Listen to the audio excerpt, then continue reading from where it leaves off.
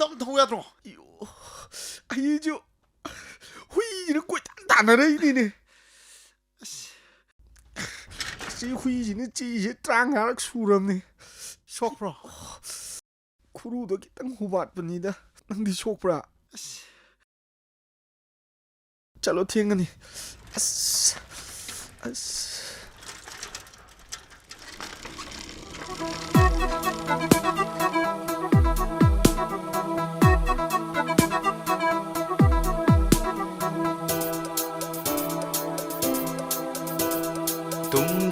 tumduna leiring na koktuna kaya lauba koi jombana tumduna leiring na koktuna kaya lauba koi jombana yongna kabo khoidum nambagum yongna kabo khoidum nambagum nongmadi soi roi makoina yot kiba ai koibu yot kiba ai koibu yot kiba ai koibu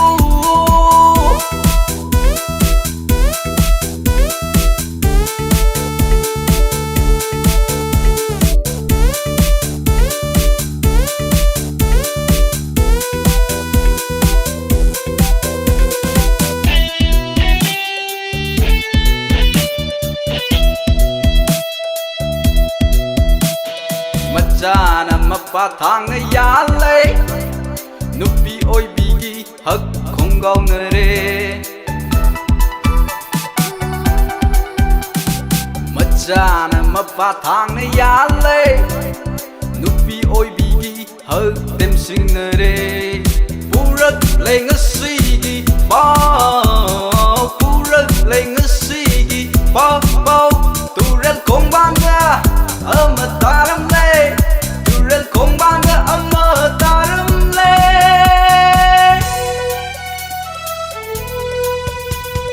Nokli kanana kapli Nungai bana ubide awaba Nokli kanana kapli Nungai bana ubide awaba Makal mateni taibang punsi Amaga manade Makal mateni taibang punsi Amaga manade Hingning li punsi na nungai na kanagi midyeng Tamtiba kalak mi hauba yaudana Hingning li punsi na nungai na kanagi midyeng Tamtiba kalak mi hauba yaudana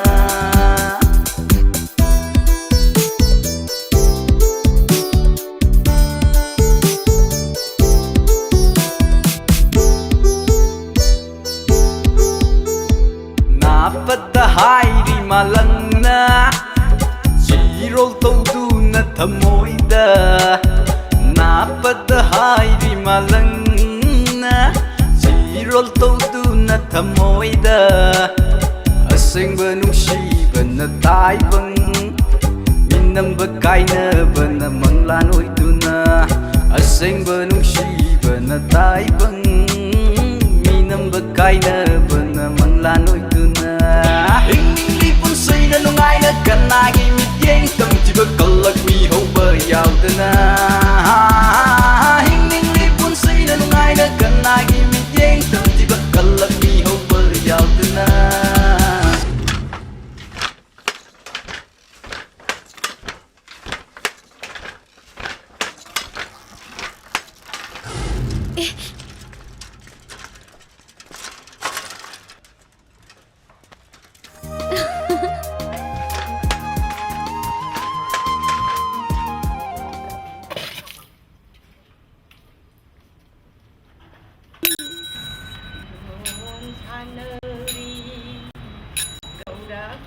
Ơi, Tarba. Ơi, kaya kuire ni nong unda hukulo lo sibo. Nang kuire, nong unda ni. Ơi, Tarba. Tarba ba. Masih biju kuire no mante sibo. Masih musiru dala. Kali no pano mi machine Hukulo daw ko. siko. Masigi no pa sin panglaw de law yemi. Thau thi tai redana. Mang ma sok ngai na mang ni ngai sida. Amu han na ju mang ba yara roi da ba mang. Ai ai. Masinu pa sin mana ipang adana. Second sembam da ju na mi ba ka ta khane ye masina. Kariya. 아이부 칼레봐. 예. 갓바지 아이를 칼리라 낭나 칼리라. 다 파드링이 봐라. 까니게 봐라도 낭나 럭셀라가 나마나버네 이사이 찾보다 센 다도이도 아이는 칼리라 낭나 칼리라. ngang ko ma pham marang khang de ne wa chak chak chak chak ngang 낭뭐 색깔부터 있고 이래래. 로이랑가 하는 비람이네. 가리모 하이라. ma si di ne ngang na ba ngam po na te khong ham ning ba ne 아이 누가 한 대부터 요원배 얌나 보리. 얌땅이네. 둥둥둥 정디 수암둥 정이네. 루바 구타니 부가 바이다 하jel레. 마석도 누시더라 아이 레이더바. 콩드름 부게도 오는 게 해보노 너는 방그만해다. 예. 나사스 또 먹을 이로이네. 난 로드는 농대 홍걸 이로이네. 홍걸레가네. 누가 달라오요. Kaino, imaga baji khanabado chum khanabio. Ai yaksun birakanu.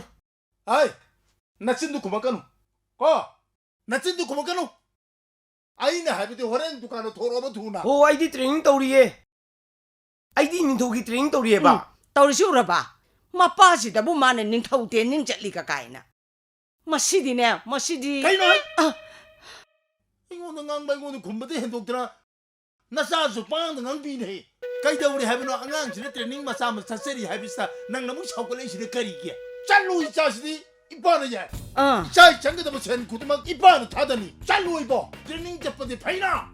loi de da ko ai gi lai bak se ai gi lai bak se o do pa lai bak ni da ko no ma ta yum ma si da ne wa ma ta mien man ta na ngang na bu hek phang de da ko ai se o do pa gi lai bak ne ba 거리기 라이르바.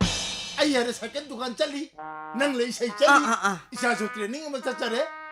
농부디 이나카라 군무 센바비 이몽무도 고요이나 답니다. 아버지. 아버지 우도로 좀 뻥이도 보자. tai reng ga tu reng ga 우직수 제나리네 낭 와리도 뭐. 라오게라오. hai ma 자자자자. 라오자. 롱철로. kai 감절로 no 놓는다. 세기도 무도 멋이다.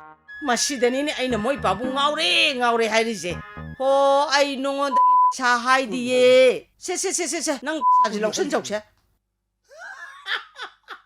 얌대 가르쳐 아이고. 먹자 우리 말이네.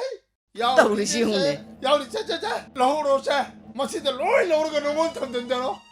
아이 와 그럼 비 아이 레디 하리치니. 아이 우리 뭐사 또 마시 레디 셔 와로 이던데. 아이 아이 짤루기 바짝 바로 돈 나오요. 짤루기게.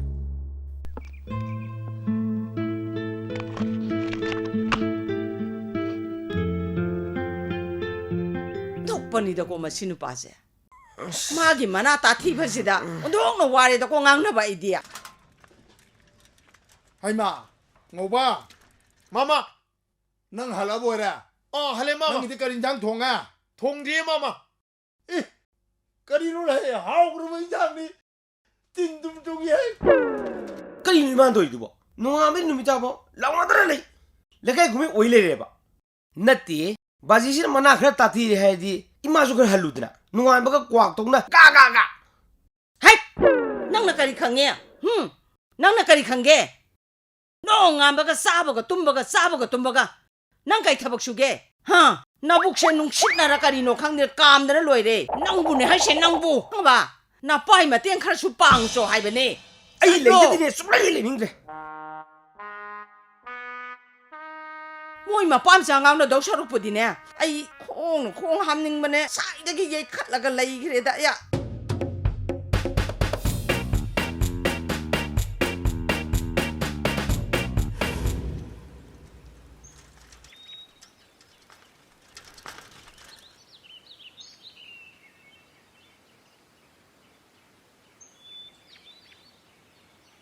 Ai bunga, nam da koi. Tamo kari Objek si pung kya tare. pung tare lam taramani Pung taruk ki mamang da kabar sa. Yum si da yorok pang amoy do argadi. Hayeng dagi ay atopo hokar ama tijarage. Hayeng dagi taranu. ta da gizina ne yum maroi bu bisda pi bida kitang thengi bi wani akoi june miyam gi thabak ne na ahing nungdang se tum dagi hona jarim Nakoi na di mamay ni hare. ꯑꯩꯈꯣꯏꯅ ꯊꯕꯛ ꯏꯪꯈꯥꯡ ꯆꯠꯊꯣꯛꯈ꯭ꯔꯀꯥꯟꯗ ꯌꯨꯝꯁꯤꯗ ꯌꯧꯔꯛꯑꯒꯅ ꯀꯔꯤ ꯀꯥꯟꯅꯒꯗꯧꯔꯤ ꯑꯗꯨꯅ ꯍꯌꯦꯡꯗꯒꯤꯗꯤ ꯄꯨꯡ 6ꯀꯤ ꯃꯃꯥꯡꯗ ꯌꯨꯝꯁꯤꯗ ꯌꯧꯕ ꯉꯝꯅꯕ ꯍꯣꯠꯅꯔꯣ ꯀꯔꯤꯒꯨꯝꯕ ꯃꯁꯤꯗ ꯉꯝꯃꯣꯏꯗꯧ ꯑꯣꯏꯔꯇꯥꯔꯒꯗꯤ ꯇꯣꯛꯄꯤꯔꯣꯀꯣ ꯍꯣꯏ ꯇꯥꯗ ꯑꯩ ꯉꯝꯅꯕ ꯍꯣꯠꯅꯖꯔꯒꯦ ꯐꯔꯦ ꯐꯔꯦ ꯐꯔꯦ ꯌꯧꯁꯜꯂꯣ ꯌꯧꯁꯜꯂꯣ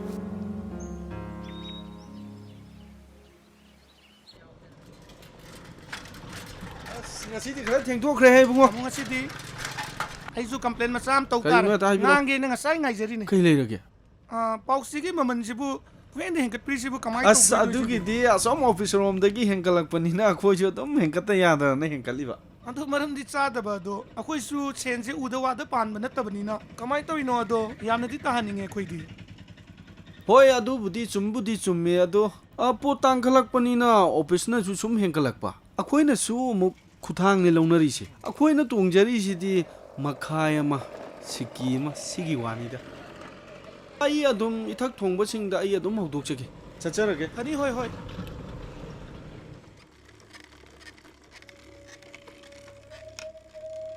ꯏꯃꯥ ꯍꯟꯗꯛꯇꯤ ꯑꯩꯈꯣꯏ ꯕꯥꯖꯤꯒꯤ ꯂꯥꯏꯗ ꯂꯥꯏꯔꯨꯛ ꯃꯆꯥ ꯑꯃꯇꯪꯗꯤ ꯀꯠꯄ ꯉꯝꯅꯅꯕ ꯍꯣꯠꯅꯕꯅ ꯐꯠꯇ꯭ꯔꯣ ꯍꯣꯏꯅꯦ ꯑꯩꯁꯨ ꯈꯜꯂꯝꯃꯤꯕꯅꯤ ꯅꯅꯦꯃꯦ ꯃꯈꯣꯏꯗ ꯌꯥꯎꯕ ꯃꯔꯨꯞꯇꯣ ꯑꯩꯅ ꯍꯥꯟꯅ ꯂꯧꯒꯦ ꯍꯥꯏꯈ꯭ꯔꯕꯅꯤ ꯑꯗꯨꯕꯨ ꯌꯥꯔꯛꯀꯗ꯭ꯔꯅꯦ ꯏꯃꯥ ꯌꯥꯅꯤꯗ ꯑꯗꯨꯕꯨ ꯅꯪꯒꯤ ꯃꯥꯃ ꯇꯣꯝꯕꯗ ꯍꯪꯈꯤꯒꯦ ꯌꯥꯔꯛꯇ꯭ꯔꯒꯁꯨ ꯀꯩꯊꯦꯜ ꯃꯔꯨꯞꯇꯒꯤ ꯂꯧꯊꯣꯛꯑꯒ ꯂꯣꯏꯔꯦꯗꯅ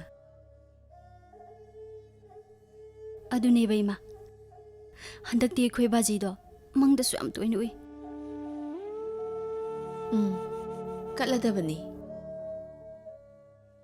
ꯅꯪꯒꯤ ꯂꯪꯆꯥꯛ ꯆꯥꯛꯄꯗꯣ ꯉꯁꯤꯗꯤ ꯂꯣꯏꯔꯅꯤꯗꯅ ꯂꯣꯏꯔꯅꯤ ꯏꯃꯥ ꯐꯔꯦ ꯐꯔꯦ ꯑꯗꯨꯗꯤ ꯏꯃꯥ ꯆꯥꯛ ꯏꯁꯤꯡ ꯊꯣꯡꯅꯕ ꯍꯣꯠꯅꯔꯨꯈꯤꯒꯦꯀꯣ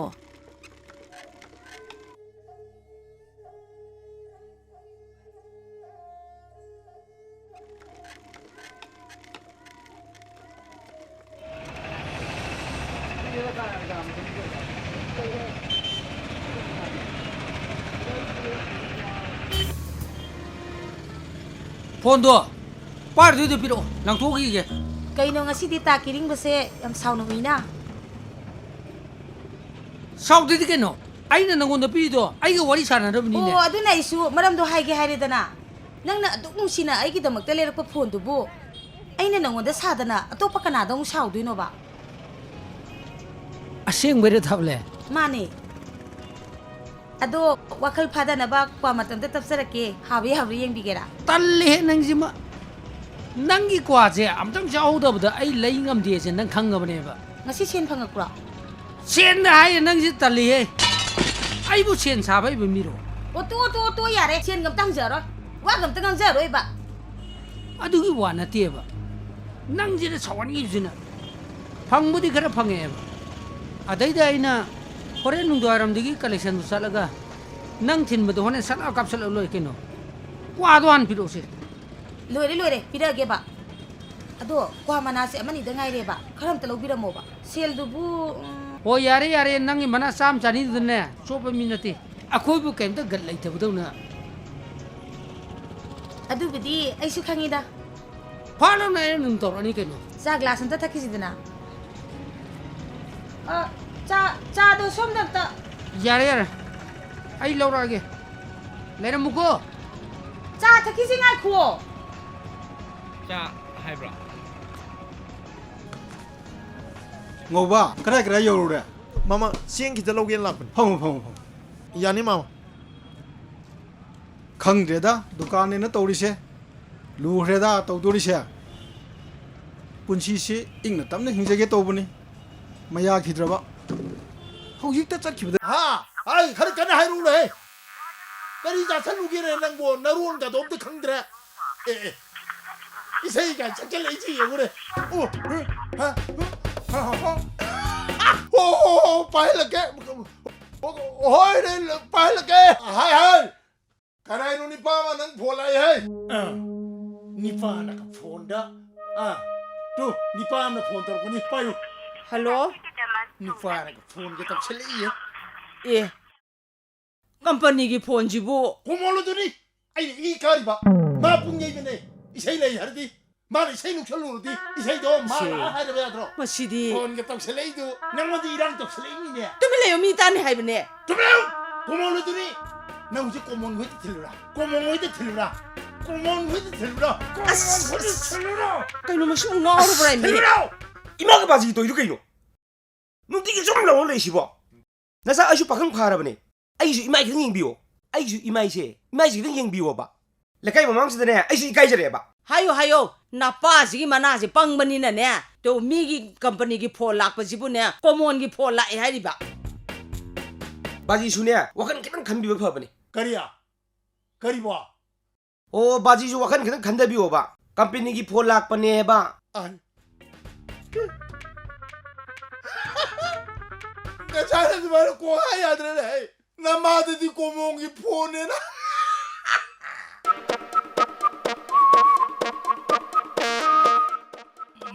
만디다 컴퍼니기 고몽이 뭐 콜로이네 따이다 떠올시오네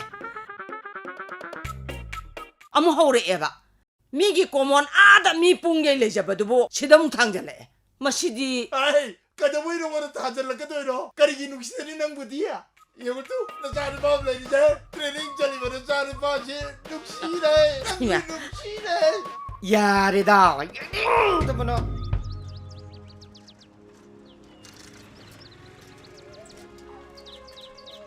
mua ông tiếng ai ko hong kari nang gi se kharang ali pa gi se heng digi nang pi bo bi ya ga hoi pabu thajasagi yare ko de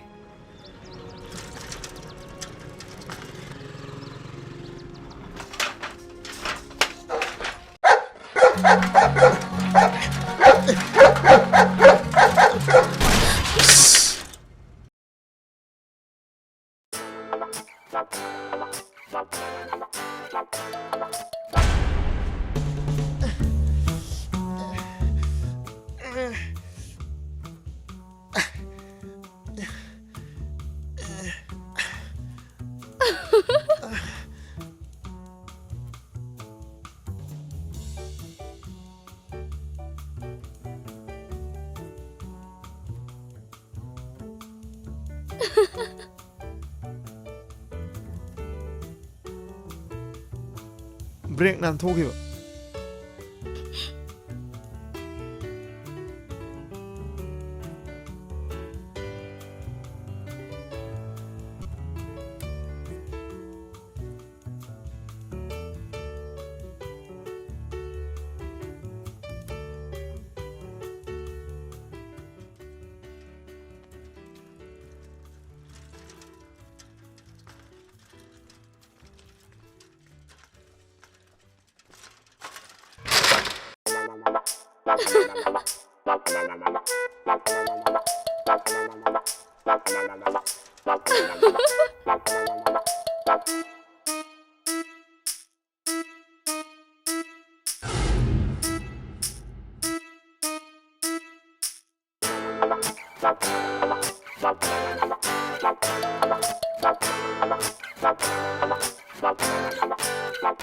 Tiennoy. How? Nang pungton ode am cha sali do horen akan ma phai na salak satare amung lai kan na ni ko sing am thaksalu ko horen tumam dai da jiji na da gi na ba nang ingro Ingde.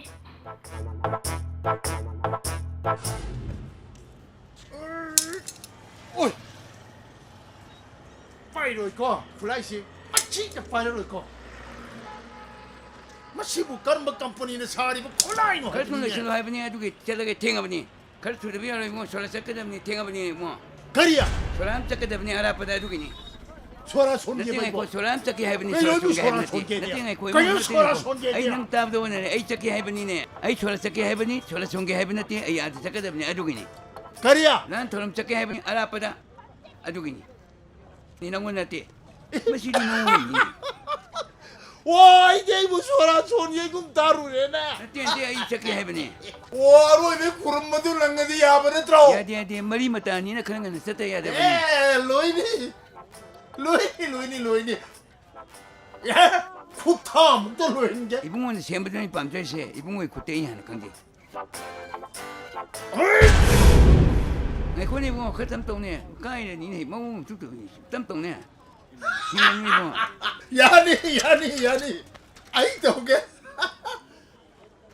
가자 우리 낭나 뭐 마마 사이클 브레이크 난 토크랭 더 챔비요 거리야 배소 아이 사이니 좀 다른 뭡니 아내는 뭐라도 모르마니 아스 어머 허리에 도리 사이클제 브레이크 난 토끼드나 더루 마팜다 뻥와이도 와살래 아두나 뻥좁다 좁에 브레이크 더 챔비요 거리야 아이고 사이클 셈부터 좁해봐 마스터니는 코라이가 바이로 해야지 시다조 목 떠오르니 이망토에니 떠오르지 юм나 방이 와리 사야 돼 시다 방이 마마 이게 사이클 브레이크 난 토크래 시험다 하피오 봐 시험다 챔비요 아이바 하이마 아동가 사이나 하야 들어 오 sem게 좋 아 다다 안한 게 sem도로 생기고 내 코니 뭐 팅하고 하는 동네가 사진가 야니 뭐. 그래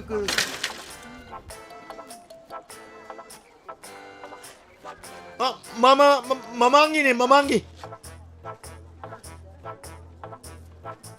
마마 만딜라 좀다 하피요 마마 마닝 자가지도 똥띠는 해 마마 나한테 만딜라 하피요 봐 만딜라 크링 하피요 해봐 오 야야야 합게 예 지들라 보이시면 오더나 마마 브레이크 난 톡보다 포이상 브로 예 나 보이는 니네 백팔이자 아두디 짱로 시로 두분에 쌍시가이나 아이 도게요 사전 나 보이고 쌍시 이봉원 잘라게 능 인강 말이 너무 땡이 잘라게. 마이 나 보이 좀도 밤이 동네 능 애나거니 능 퍼트간데 능 셈을 비튼 셈. 아토 비제 몰게. 또 무슨 그 셈을 이 어떤 땡이 야르게. 잘래. 더불어는 그 셈을 그. 잘래.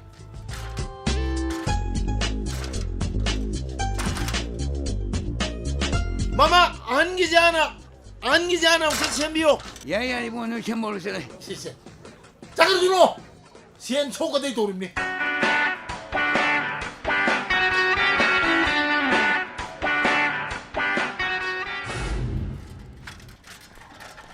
Tamo ngasi di khare theng do khare. Ngai khoi bungo amta ngai kho. Aina haining bam leire ne noida. Kale tamo. Noi gi pauk sibu aina pamba hab hapak ti kamai tai non. Tayon na bodong na tawina. As. Tamo adugi complain du di. Aingon di matang isa cha da bodong na tawi da tamo. Hai di akhoi di sum editor ngai na khongolaga irakpa adagi press na phongakpado khoina press tagi lauraga public singda kutang da yenthok jabani. Aduda aina haidi noina pauk se si yenthok yesin tawri banina. Noina khara editor da haiba khotpa yabra na adugi haibani da. Adugi budi chumba tamo. Ai reporter da natraga editor da ai adum ai khudong chaba phangaga di adum haijera ge tamo. Oh phare yora yo.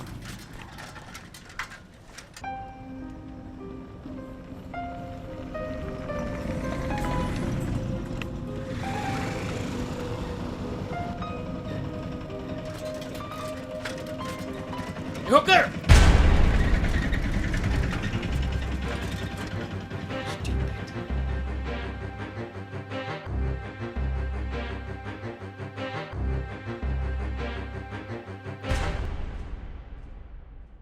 이비에마 낭 싹 통보 하우러보 Hoi ma, 까리 행장 통도래 iron chillage. 세 nga시만에 떡살로 이마 비홍기고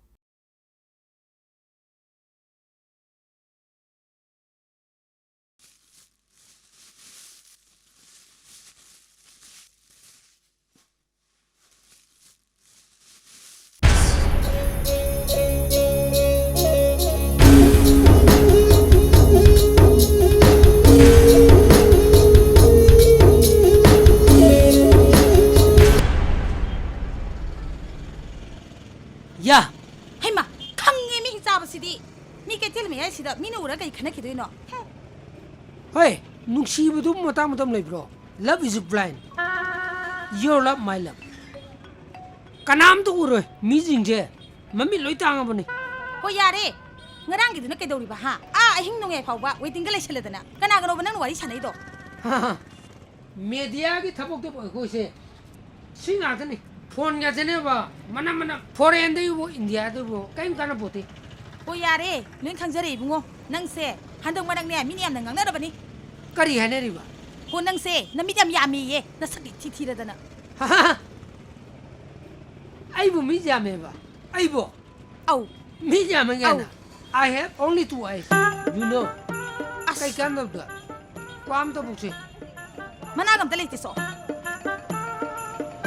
ꯑꯩꯅꯕꯨ ꯍꯥꯏꯔꯗꯤꯕ ꯇꯧꯔꯗꯝꯅꯤ ꯉꯔꯥꯡꯗ ꯅꯠꯇ꯭ꯔꯣ ꯂꯨꯄꯥ 500 ꯊꯝꯃꯝꯃꯤꯗꯣ ꯑꯣ 500ꯗꯨꯗꯤ ꯅꯨꯃꯤꯗꯥꯡ ꯑꯣꯟꯈ꯭ꯔꯦ ꯑꯁ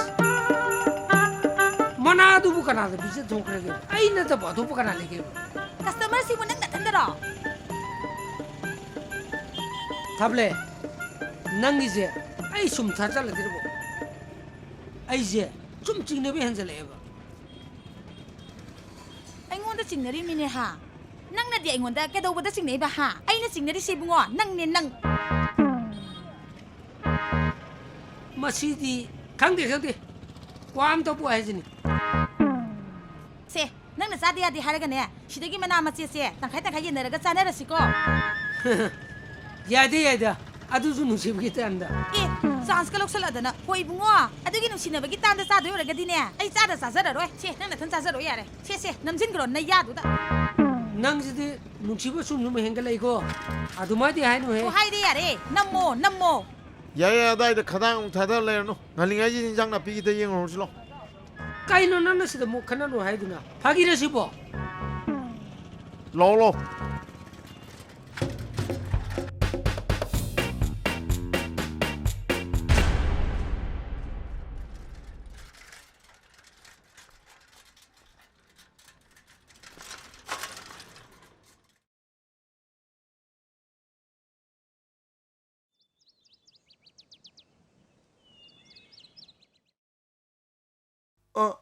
ꯃꯤ ꯂꯩꯕ꯭ꯔꯣ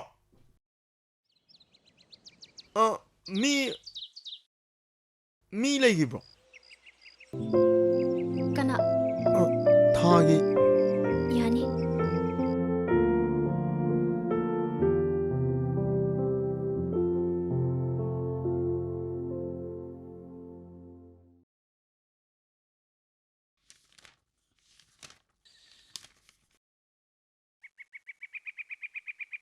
ꯌꯥꯔꯅꯤ ꯁꯤꯝꯇ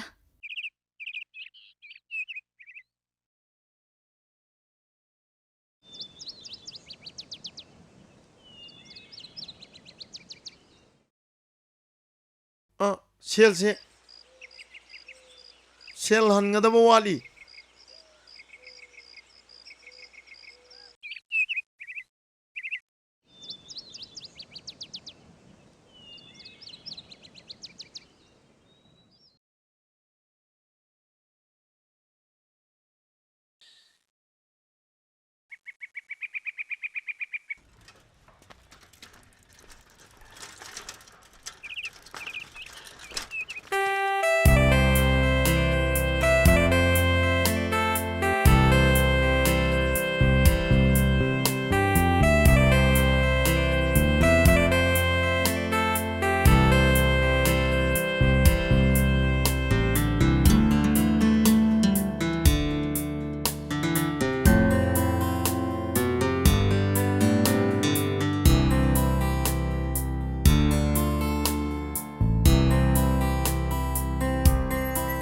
ꯀꯌꯥꯅꯤ ꯁꯨꯔꯦ ꯅꯪꯅ ꯄꯦꯄꯔ ꯄꯤꯔꯝꯗ꯭ꯔꯤꯁꯦ ꯑꯩꯉꯣꯟꯗ ꯑꯗꯨꯒ ꯕꯤꯜ ꯀꯩꯗꯧꯕꯩ ꯕꯤꯜ ꯅꯪꯅ ꯄꯤꯔꯝꯕ ꯄꯦꯄꯔ ꯃꯁꯤꯡ ꯑꯩꯉꯣꯟꯗ ꯆꯞ ꯆꯥꯅ ꯂꯩꯅꯦ ꯍꯧꯖꯤꯛ ꯄꯨꯊꯣꯔꯛꯑꯣ ꯍꯥꯏꯕ꯭ꯔꯣ ꯋꯥꯗꯨ ꯀꯩꯅꯣꯝꯗ ꯆꯠꯅꯗꯣꯔꯤꯗ ꯑꯩꯅ ꯅꯨꯡꯇꯤꯒꯤ ꯄꯤꯔꯝꯕ ꯄꯥꯎꯆꯦ ꯑꯩꯅ ꯅꯨꯡꯇꯤꯒꯤ ꯁꯤꯒꯤ ꯃꯊꯛꯁꯤꯗ ꯑꯗꯨꯝ ꯊꯦꯠꯆꯔꯝꯕꯅꯤ ꯑꯗꯨꯕꯨ ꯄꯥꯎꯆꯦꯗꯣ ꯍꯨꯏꯅꯗꯤ ꯄꯥꯔꯝꯃꯣꯏꯗꯅ ꯀꯩꯅꯣ ꯄꯦꯄꯔ ꯄꯤꯔꯝꯗꯤ ꯇꯧꯔꯒ ꯍꯨꯏ ꯌꯦꯡꯉ ꯇꯧꯈꯠꯂꯛꯏꯁꯤꯅ ꯁꯣꯝꯒꯤꯁꯤꯕꯨ ꯃꯤ ꯎꯁꯤꯠꯇꯕꯩ ꯋꯥꯔ ꯅꯠꯇ꯭ꯔꯒ ꯄꯦꯄꯔ ꯌꯣꯟꯕ ꯇꯣꯛꯄꯤꯔꯒꯦ ꯍꯥꯏꯔꯣ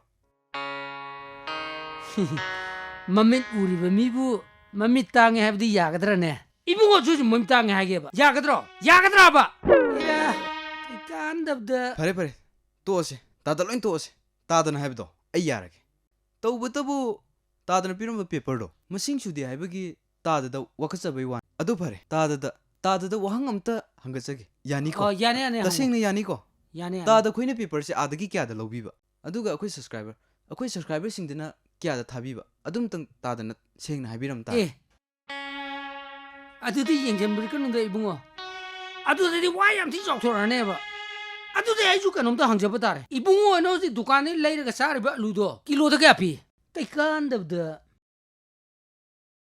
छे हे दुकान दगी लेरबा लुदो हिंगने त चाबा यारमोयने मसीद संगिसे थाव थुम मोरोक किलो मयाम अम संगेरगा मदुदा थोंगा सागदो सुमाइना अखोई पेपर जिसु आदगी इथोक इसिन तौदना नमथोक नमजिंगे इथोक इसिन तौरेरगा मदमोइना अखोइदा मु थादरा मतुंगना नोइदा मु येंथोएगा थोंगान खुदिंगी लान सत्र पीरुनि अखोइसु कैकान नबदा वा लाउरने बुंगो चलो बिंदु पुथरो चलगे फरे ngari boro alu boro loin tose aina haibidi lupa 10 khatang tabiramo yengbiramo karina ne bungo haijibo lupa 10 du gini ne akhoi nungjung sa khak thi ko chen chelise lupa 10 du bulerdi akhoi si thabuk si tawgidra ba chalo bill thokso as yaroi drini maselje fare nang lupa 10 do ai loroi ko ai se lor ge lermona mi jinje za ti le bi za ni ko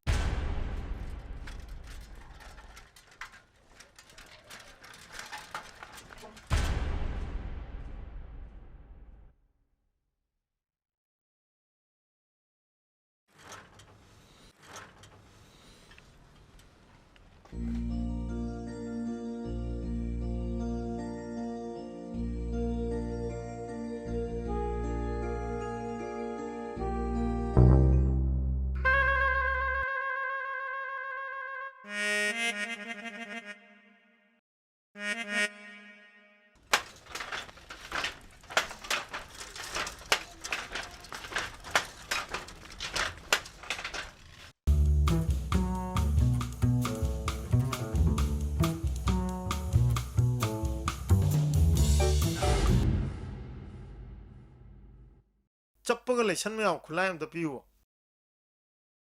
खुनिया नानथोकिंग lesson ये तौन यानी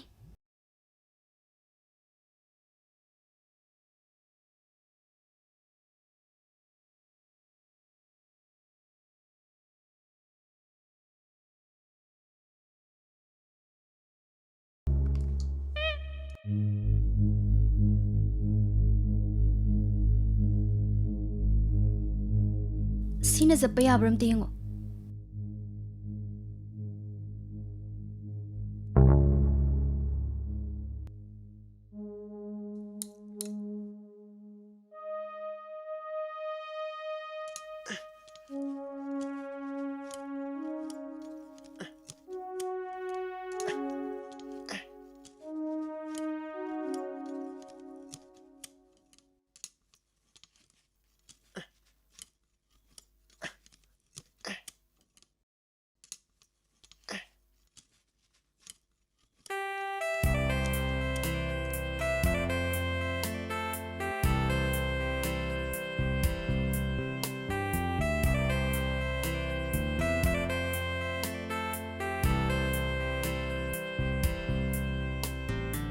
यामजु यार checkup ती खर खोय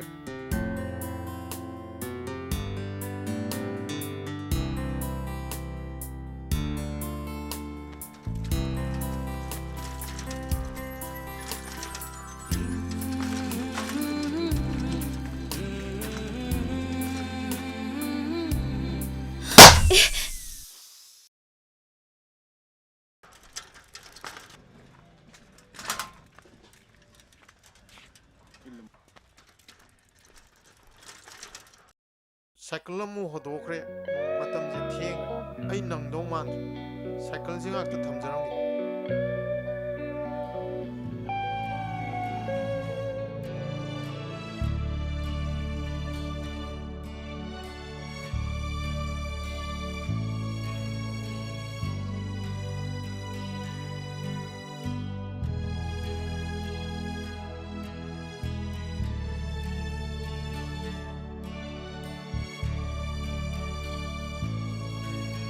ꯀꯩꯗꯧꯔꯦ ꯉꯁꯤꯗꯤ ꯊꯦꯡꯉꯦꯅ ꯁꯥꯏꯀꯜ ꯌꯥꯗꯗꯅ ꯉꯁꯤꯗꯤ ꯈꯣꯡꯅ ꯑꯣꯏꯅ ꯆꯠꯂꯦ ꯇꯥꯃꯣ ꯇꯥꯃꯣ ꯆꯧꯈꯤꯒꯦ ꯇꯥꯃꯣ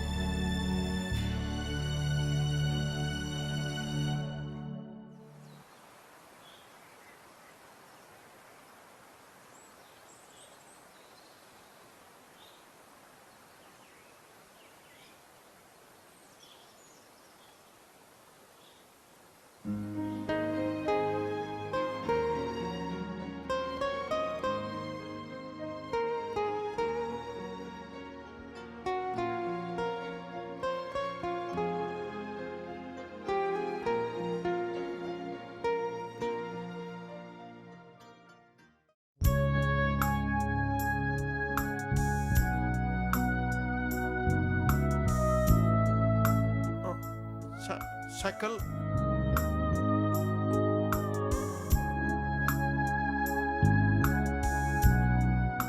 ꯑꯉꯥꯡꯅ ꯁꯦꯝꯕ ꯆꯠꯈꯤꯕꯅꯦ ꯄꯨꯔꯛꯑꯅꯤ ꯍꯥꯏꯔꯤꯉꯩꯗ ꯂꯥꯛꯄꯨ ꯂꯥꯛꯑꯦ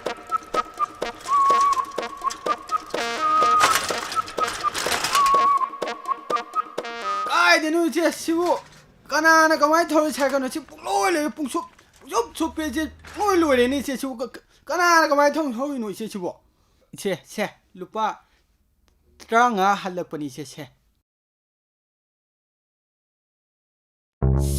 ꯁꯤ ꯑꯣꯖꯥ ꯁꯥꯏꯀꯜꯂꯣ ꯁꯤꯕꯣ ꯑꯣꯖꯥ ꯁꯤꯗꯤ ꯌꯥꯗ꯭ꯔꯦꯗ ꯁꯤꯕꯨ ꯀꯃꯥꯏꯅ ꯊꯧꯕꯤꯔꯤꯅꯣ ꯑꯁꯨꯛ ꯐꯤꯕꯝ ꯁꯣꯛꯅ ꯊꯧꯕꯤꯔꯤꯁꯤꯕꯣ ꯀꯃꯥꯏꯅ ꯊꯧꯔꯤꯅꯣꯅꯦ ꯑꯣꯖꯥ ꯁꯤ ꯑꯝꯇ ꯁꯦꯝꯖꯟꯕꯤꯌꯨꯅꯦ 이제 아이 스타일에 너희 독보 세모로에 밤망아시는 능 아자포 짜코시 실레디 아니 이제 아이 스타일에 kaya changre 야르니다 코나 좀 동나라시 탐자는 게 코나 좀 동나라시 아니 누가이테바 그렇게 레이리게나 암테 행비요 loi yarmanida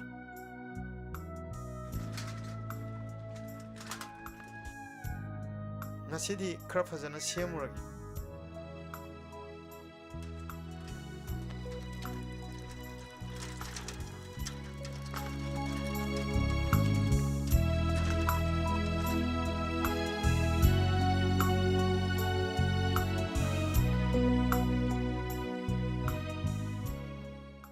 ꯈꯪꯗꯦꯕꯣ ꯑꯩꯗꯤ ꯃꯁꯥꯒꯤ ꯍꯨꯃꯥꯡ ꯃꯜꯅ ꯁꯦꯜ ꯇꯥꯟꯖꯕ ꯃꯤꯑꯣꯏꯁꯤꯡꯁꯦ ꯑꯩꯗꯤ ꯌꯥꯝ ꯅꯨꯡꯁꯤ ꯐꯥꯎꯗꯤ ꯐꯥꯎꯔꯅꯤꯕꯣ ꯀꯩꯅꯣ ꯐꯥꯎꯕ ꯀꯥꯏꯅ ꯑꯃꯨꯛ ꯇꯧꯈꯠꯂꯛꯏꯁꯤꯅ ꯀꯩꯁꯨ ꯅꯠꯇꯦꯗ ꯋꯥꯔꯤ ꯂꯥꯏꯔꯤꯛꯀ ꯏꯔꯝꯃꯗꯤ ꯐꯥꯎꯔꯅꯤ ꯍꯥꯏꯕꯅꯤꯗ ꯅꯌꯥꯗꯣ ꯍꯤꯒꯠꯂꯛꯀꯅꯨ ꯑꯩꯅ ꯍꯥꯏꯔꯤꯁꯦ ꯐꯥꯒꯤ ꯅꯠꯇꯦ ꯑꯩꯈꯣꯏꯅ ꯐꯩꯖꯨꯞ ꯃꯅꯨꯡꯗ ꯌꯥꯑꯣꯟꯕꯕꯣꯛ ꯇꯜꯂꯕ ꯃꯇꯝꯁꯤꯗ ꯃꯈꯣꯏꯅ ꯁꯦꯟ ꯇꯥꯜꯂꯤꯕꯅꯦ ꯍꯥꯏꯗꯨꯅ ꯅꯣꯡꯖꯨ ꯅꯨꯡꯁꯥ ꯈꯥꯏꯗꯕ ꯃꯈꯩ ꯍꯣꯠꯅꯔꯤꯁꯦ ꯃꯈꯣꯏꯕꯨ ꯌꯥꯝ ꯊꯥꯒꯠꯅꯤꯡꯉꯥꯏꯅꯤ ꯑꯗꯨꯅꯅꯦ ꯑꯩꯅ ꯃꯈꯣꯏꯁꯦ ꯌꯥꯝꯅ ꯅꯨꯡꯁꯤꯌꯦꯅ ꯍꯥꯏꯔꯤꯁꯦ ꯅꯨꯡꯁꯤꯕꯤꯌꯨ ꯅꯨꯡꯁꯤꯕꯤꯌꯨ ꯀꯥꯟꯅꯗꯦꯁꯤ ꯁꯤꯡꯖꯨ ꯑꯗꯨꯝ ꯆꯥꯔꯨꯁꯤ ꯂꯥꯛꯑꯣ ꯃꯝꯗꯣꯔꯀꯥꯟꯁꯤꯗ ꯀꯩꯗꯧꯋꯦꯒꯦ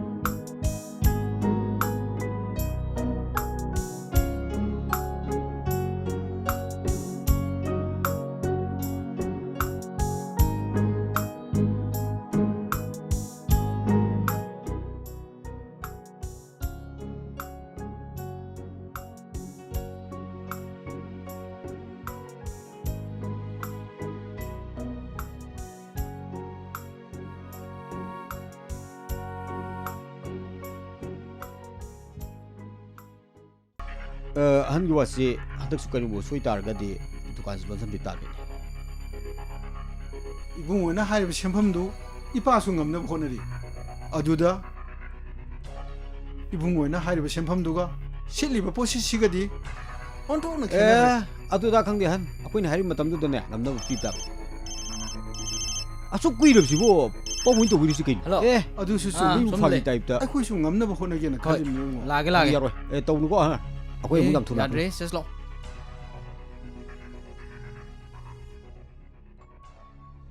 마마 모이 호지키 코나도 농아이기드레다 신이네 ngauba 시기 마락 시다니나 코니 힝이바세 두칸 시수 마이나 tumna 사키바다기 호직다니 닝닝 하고 짜라이바 시기 마락 시다니 코이나 야암나 와나 캉라바자니 강대다 마마 덕도이시 하이봉 강대 와칼 레이타데 tum마가 야바자나티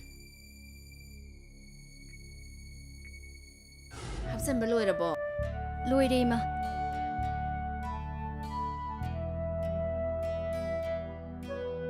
이마 한덕디 ꯑꯩꯈꯣꯏ ꯐꯤꯁꯦ ꯑꯇꯣꯞꯄ ꯃꯆꯨ ꯈꯔ ꯁꯥꯁꯤꯕ ꯑꯉꯧꯕ ꯉꯥꯛꯇ ꯁꯥꯕꯁꯦ ꯅꯨꯡꯉꯥꯏꯇꯦ ꯍꯣꯏꯅꯦ ꯌꯥꯏꯅꯦ ꯅꯪꯒꯤ ꯑꯄꯥꯝꯕꯗꯣ ꯍꯣꯔꯦꯟ ꯆꯤꯡꯂꯦꯝꯕꯤꯒ ꯂꯥꯛꯃꯤꯟꯅꯔꯒ ꯀꯩꯊꯦꯜꯗꯒꯤ ꯅꯪꯅ ꯑꯄꯥꯝꯕ ꯃꯆꯨꯗꯣ ꯑꯗꯨꯝ ꯈꯜꯂꯣ ꯂꯥꯎ ꯍꯣꯏ ꯏꯃꯥ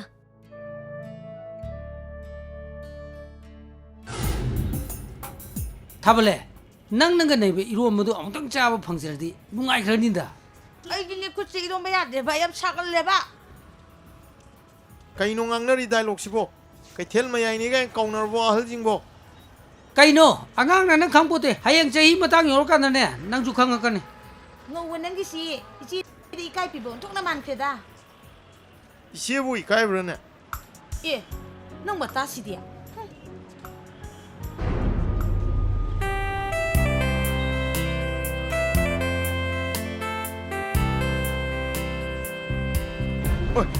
ꯑꯩꯈꯣꯏꯅꯤꯅ ꯉꯥꯡꯅꯒꯗꯕꯗꯣ ꯀꯩꯅꯣ ꯇꯥꯏꯃꯤꯡ ꯃꯇꯥꯁꯤꯗ ꯀꯥꯏ ꯆꯠꯁꯦ ꯍꯥꯏꯅꯣ ꯀꯩꯅꯣ ꯃꯕꯥꯅꯤ ꯇꯧꯔꯤꯁꯤꯕꯣ ꯑꯦ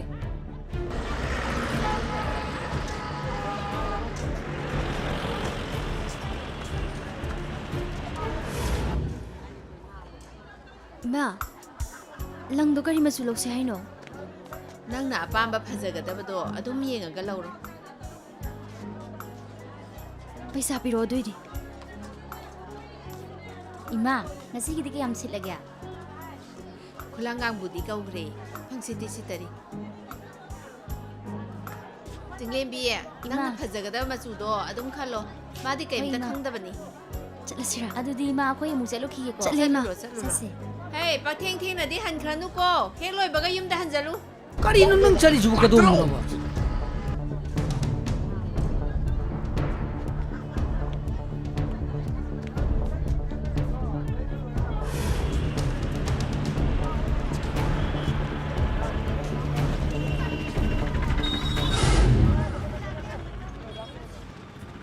ꯏꯆꯦ ꯏꯁꯤꯡ ꯑꯝꯇ ꯂꯧꯒꯦ ꯇꯨ ꯑꯗꯨꯝ ꯂꯧꯔꯣ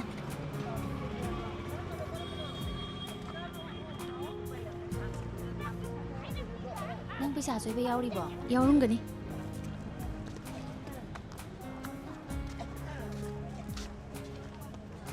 ꯀꯌꯥꯅꯤ ꯍꯥꯏꯅꯣ ꯀꯨꯟ ꯁꯦ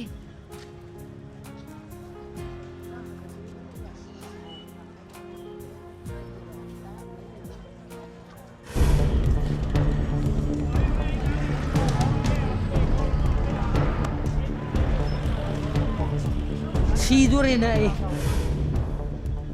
낭부 ngawro kaitheensida chalise migi mi ngakne nangna migi mi ngakta sum haije kaino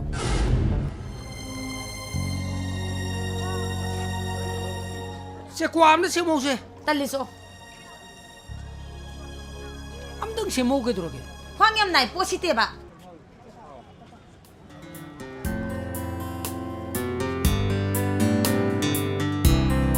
yare to ai samjarage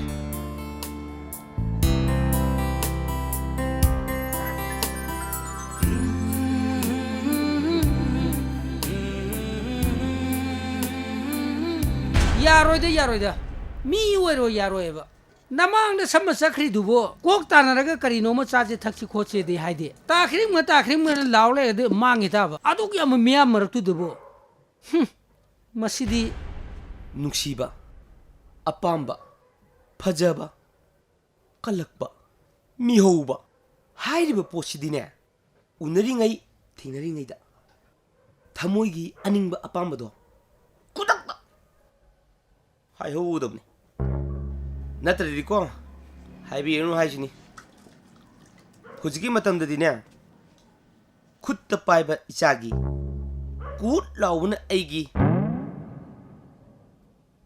ꯅꯠꯇ꯭ꯔ ꯇꯥꯈꯤꯡꯕ ꯃꯥꯅꯦ ꯃꯥꯅꯦ ꯆꯨꯝꯃꯤ ꯏꯅꯥꯎꯅ ꯍꯥꯏꯕ ꯌꯥꯝ ꯆꯨꯝꯃꯤꯅꯦ ꯀꯥꯟꯗꯦꯁꯦ ꯆꯥꯛ ꯆꯥꯊꯣꯛꯅꯕ ꯇꯧꯁꯤ ꯑꯉꯥꯡ ꯅꯪ ꯀꯩꯝ ꯈꯪꯄꯣꯟꯗꯦꯀꯣ ꯋꯥ ꯆꯥꯛ ꯑꯉꯥꯡ ꯇꯤꯜꯍꯧ ꯁꯤꯜꯂꯦ ꯍꯣꯏ ꯑꯗꯨꯒꯤ ꯋꯥꯕꯨꯗꯤ ꯅꯪ ꯅꯃꯥꯡꯗ ꯅꯇꯩꯃ ꯊꯥꯕꯂꯩꯒ ꯑꯩꯒ ꯋꯥꯔꯤ ꯁꯥꯟꯅꯩꯗꯣ ꯅꯪ ꯈꯪꯉꯦꯗꯅ ꯃꯗꯨꯒꯤ ꯅꯔꯤꯟꯗꯣ ꯄꯥꯜꯂꯣꯕ ꯋꯥ ꯑꯣꯏꯅ ꯉꯥꯡꯕꯗꯤ ꯂꯥꯏꯕꯅꯦ ꯏꯁꯥ ꯏꯁꯥꯗ ꯊꯣꯛꯑꯀꯥꯟꯗ ꯈꯪꯒꯗꯕꯅꯤ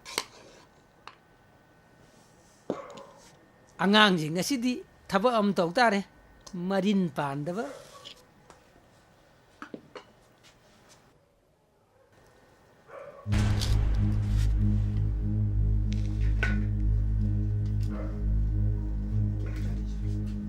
ꯂꯥꯎ ꯂꯥꯎ ꯍꯧꯅ ꯇꯧꯔꯁꯤ ꯑꯩꯈꯣꯏꯅ ꯍꯦꯛꯇ ꯄꯨꯟꯁꯤꯜꯂꯁꯤꯅꯦ ꯍꯣꯏ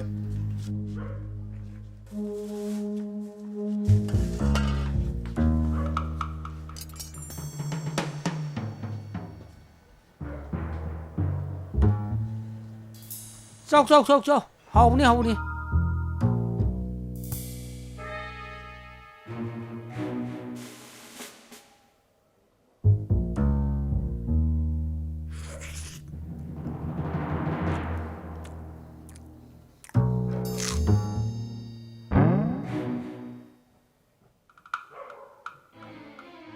ꯆꯥꯁꯜꯂꯨ 어떡하노 짜슬로 쟤 인장 머리게 그땅 탁절로 쟤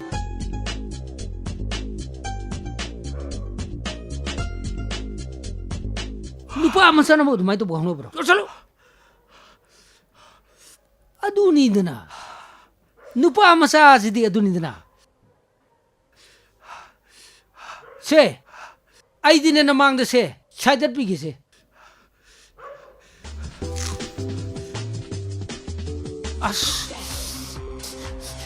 Asli pale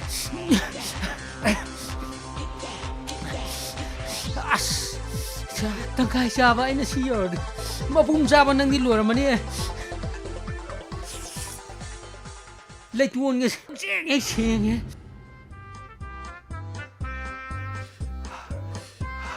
numi mangani ga lekeka siji nadaba asiya ga to male ai thembi ai pung je ai yore laon he Laima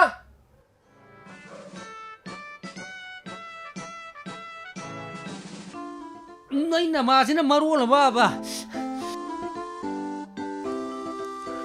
Simyam ni nang loisalo ko Hoy adu ai loisilage ba adu dango Iba kung de primo Sani na mo kunni sale kunni mo to khujayo in pia kanina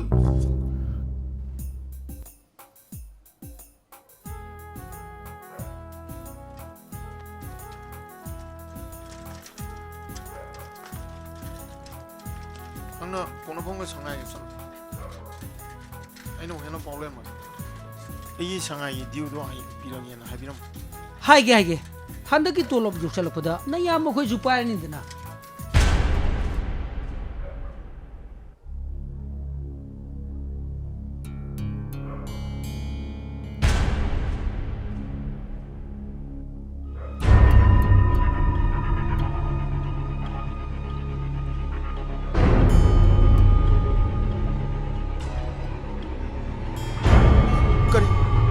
Cik tu. Kaino mayam tahu ni semua. Hoi, tumili. Ayo pergi. Tak kaya buku.